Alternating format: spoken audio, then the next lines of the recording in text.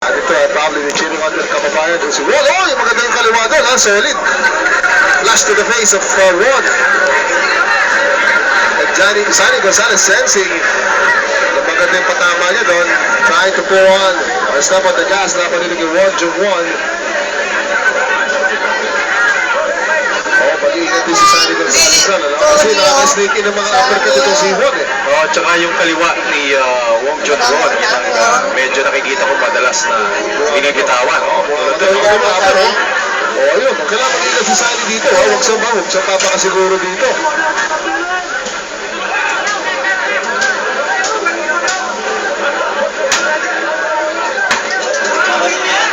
Good cover by Won. But right now, Sonny Gonzalez picking up the pace here. Going to the body of Won. Experience exchange sa gitna ng lona natin. Sonny Gonzalez becoming more active dito. Targeting the head but going to the body. There's a miss by Sonny Gonzalez. Tinutuunan niya to si Won. Na talagang mas malaki ako sa'yo, mas matangkad ako. Pero sabi naman yung Wong Jung-won, mas malapas ako sa'yo. Pareho lang po timbang yan, ha? 122 libras mo ito mga kaibigan. Super Bantamweight. Alright, pagkatapos po natin first round. Alright, mga kaibigan, so dyan lang po kayo, ha? Philippines versus Korea. Gonzalez, the Philippines, Sonny Gonzalez. Ang kalaban po niya from Korea, number 5 ranked Super Bantamweight contender. Ito po si Won Jung-won. At magandang bakbaka po ito, ha? Dito po sa first round, nakatapos sa first round. Mas matangkad po ng may 30 dati itong si Sonny Gonzalez dito kay Won. Pero sabi nga natin, ito po si Won, napaka-stocky po nito. Talagang kita mo pa naman sa forma nito, partner, ha? Sabi mo nga, boksingero to. Oo. Kita mo naman yung kills niya. 11 wins, 5 by KOs, 2 losses, and 2 draws. Impressive record. Ito na binabanggit mo, Dennis, ito sa Incheon niya, no? Marami rin mga prize fighters na nagagaling dyan. Oo.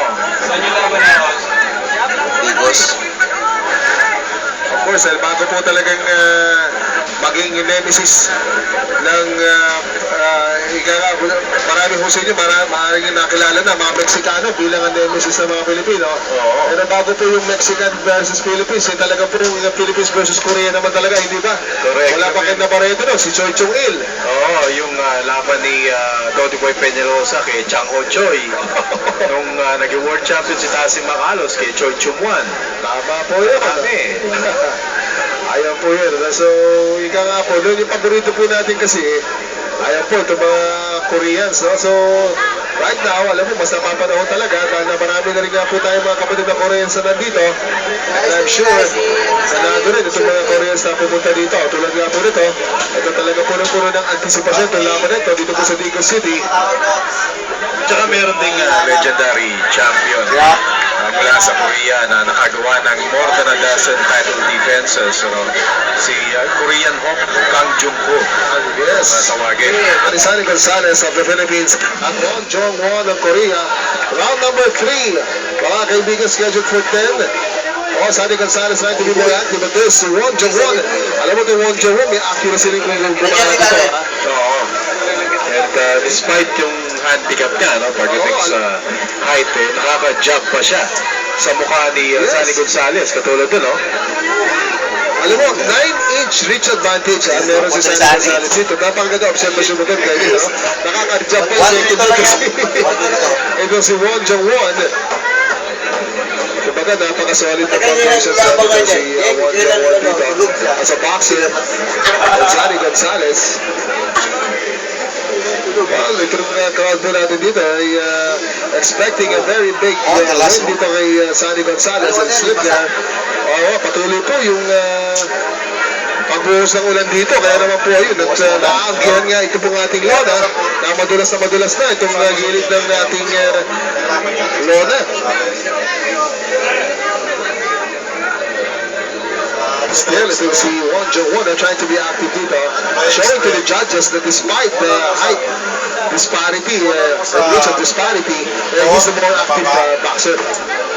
Walang isang bagay lang na parang hindi tama nagawa rito ni Wong Jung-won is that dapat sa katawan siya tumatarget, because he's been missing a lot in trying to connect a shot to the face of Gonzales, pero most of them sumasablay, and in the end, eventually, maapektuhan din siya yan. Napakahirap sumablay.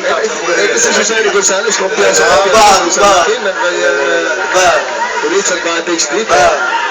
30 pounds. Continues to follow Won Jong-won, and with that time, Won going to the body. At nakita mo, nayanig din si Sandy Gonzales sa katawan. Oo. At kanina niya pa ginagawa yun. Oo, dalawang meters from Sandy Gonzales. Pero nakita mo yung suntok na yun. He may have missed that combination. Pero kita mo na yung solitong wala na yun ni Sandy Gonzales.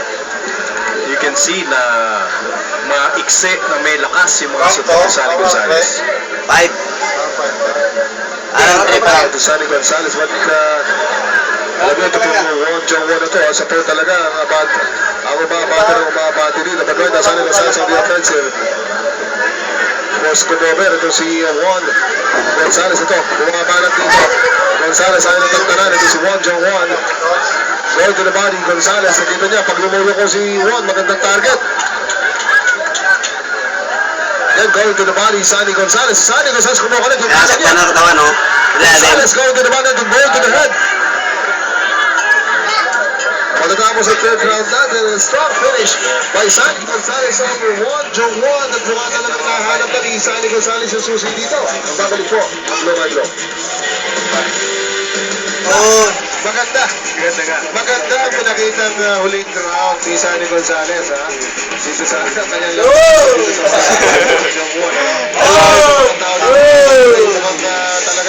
naghihintay na rin sa magandang panalo.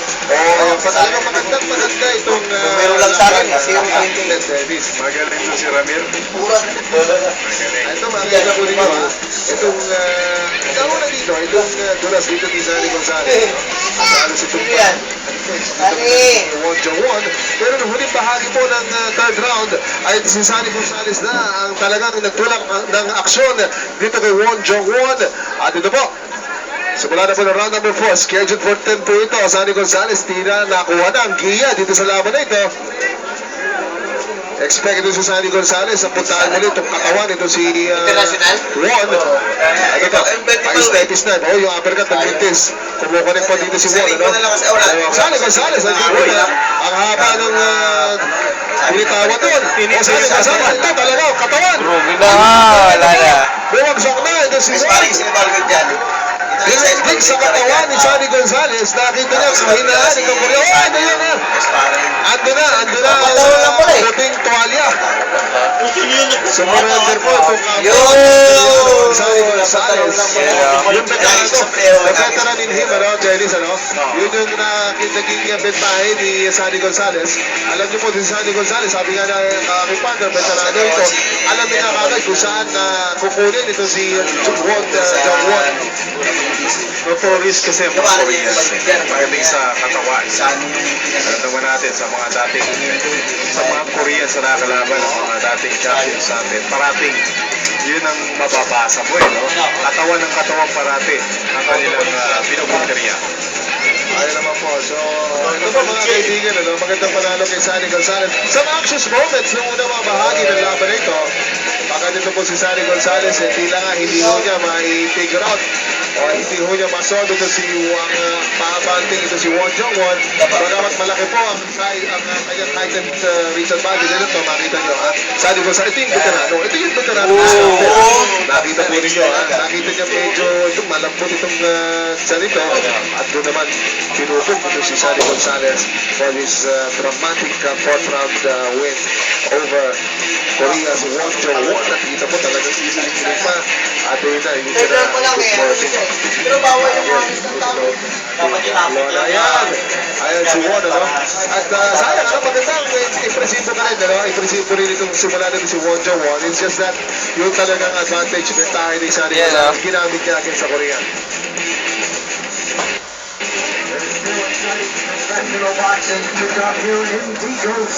Ayan mo, pakinggan na natin si Ted Lerner.